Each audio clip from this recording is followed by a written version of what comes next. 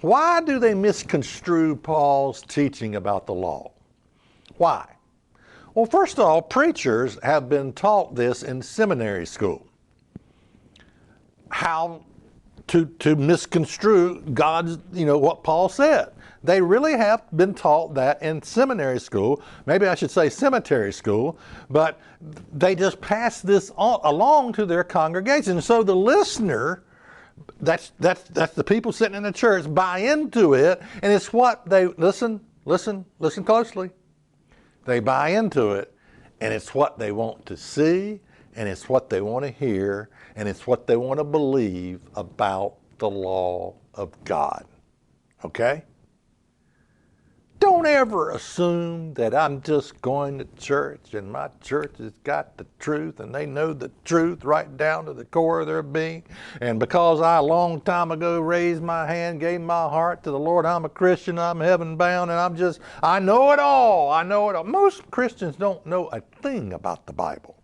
One, they don't read it. And they sure don't know anything about the Old Testament, and the two go together.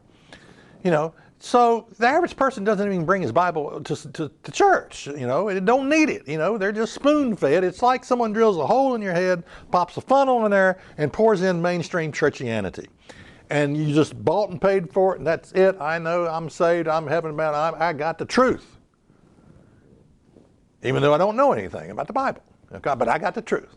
Now the question is this: if you were God, why would you allow the Bible to be written in such a way that it would be so easy to misunderstand?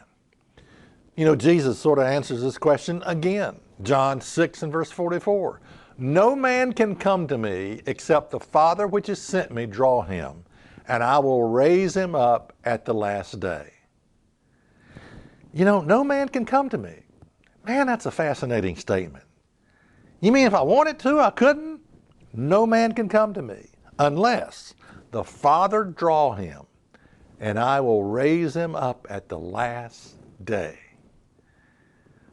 Have you ever asked the question, why is the world you and I living in, why is it not getting better? Why is it going downhill? Like the country western song, like a snowball headed toward hell. Why is it going downhill? Why gender confusion?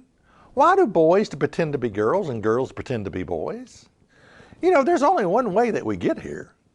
There's only one way that you get here, You have a male and female, and hopefully they were married, but sometimes not, And the male has a penis, the female has a vagina, and a male sperm cell called a zygote united with a female egg, and there were millions of these sperm cells competing against one another. Millions of them competing, and you, that one sperm cell, you won out against all those other millions. So that ought to tell you something, Maybe you're special.